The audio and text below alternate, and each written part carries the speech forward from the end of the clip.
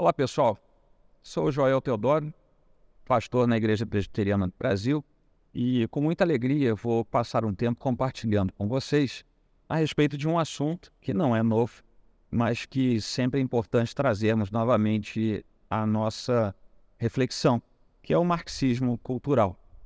Então, nós vamos ter algumas partes em que vamos falar desse assunto. A primeira delas, é claro, que é uma introdução a esse assunto. E a primeira coisa que eu queria dizer para vocês é que esse assunto não é unânime. O que quer dizer? É que há muitos pensadores que insistem na tese de que não existe uma coisa chamada marxismo cultural e que isso, na verdade, é uma construção de pessoas e, particularmente, de pessoas que são um pouco mais conservadoras.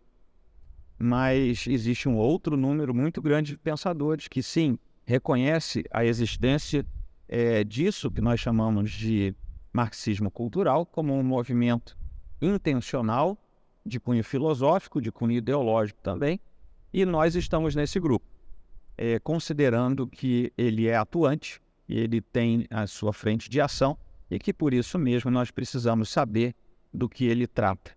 A primeira coisa que nós precisamos entender é de onde isso veio, né? Como é que isso surge. Nós temos um movimento um pouco mais recente que chamamos de estruturalismo, já como decorrência de vieses trabalhados pela alta crítica e que em meados dos anos 50 se consolida principalmente na Europa, por ali pela França, né? Nós temos um antropólogo bastante conhecido chamado Claude Lévi-Strauss, que era um dos defensores, um dos que ajuda a fomentar tudo isso, e também o ensaísta e crítico literário Roland Barthes, que para quem já andou aí pelo universo da sociologia, da antropologia e das letras, são nomes muito comuns. E eles fixam as suas raízes num outro sujeito, esse sim um pouco mais antigo, dos anos 10, anos 20 do século XIX, que é, vamos dizer assim, o papa da linguística, como nós conhecemos hoje, era um sujeito francófono chamado Ferdinand Saussure. E a base para tudo que ele pensava é que nada pode ser considerado para efeitos de compreensão do modo que nós entendemos. Não pode haver um isolamento de percepção, por exemplo, mas a gente tem que buscar um contexto bastante amplo, de estruturas bastante largas, e daí é que vem o nome estruturalismo, né? O significado da coisa em si, daquilo que é isolado, perde o seu sentido e não faz parte da essência naturalmente interior de todas as coisas, mas está sempre fora delas. O que eu estou dizendo já para vocês é que daí é que vem a base daquela história, que hoje é muito comum nós dizermos não, mas isso aqui é verdade. Aí você olha para a pessoa e diz assim, não, mas isso é verdade para você, não é verdade para mim. Da onde vem isso? Vem exatamente desse pensamento em que estruturas são montadas e são isoladas a fim de que você entenda a partir do todo.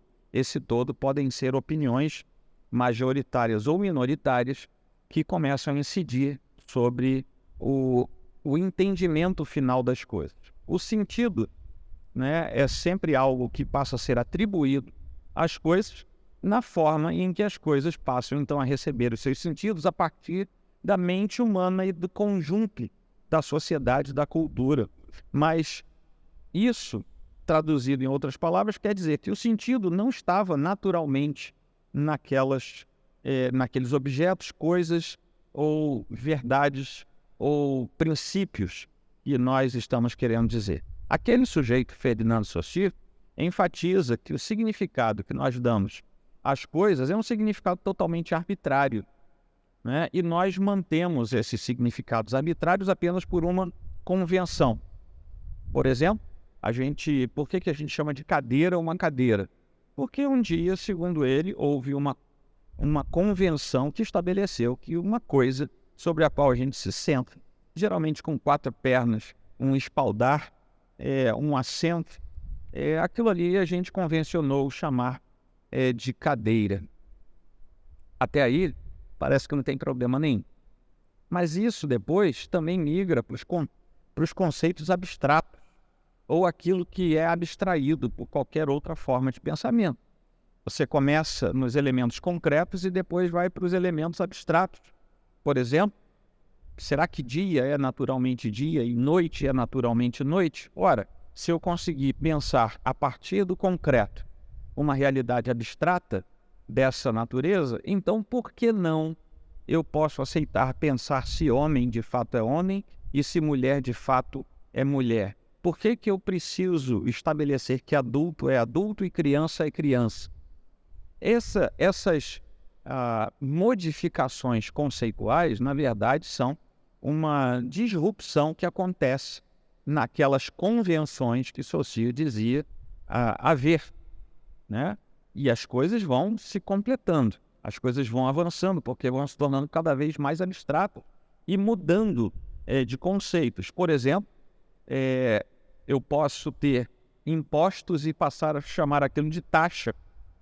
E aí você me diz, mas Joel, isso não tem nenhum problema. Apenas mudar o sentido de uma palavra. Mas e se eu pegar, por exemplo, e trocar a ideia de uma luta libertária por um terrorismo? Qual é a diferença? Vai depender do conceito, vai depender do momento, vai depender de quem fez. E eu posso chamar um ato terrorista de uma luta libertária. E eu posso dar um caráter de valor aceitável a algo que seria inaceitável. Por exemplo, eu posso transmutar o termo golpe de Estado por uma revolução. E a revolução tem uma cara de coisa boa, enquanto o golpe de Estado tem cara de coisa ruim. Então nós voltamos para aquele princípio em que eu preciso mudar porque nada é fixo. E aí você entende por que se tornou algo da moda dizer que nós precisamos ressignificar alguma coisa. É daí que vem essa ideia.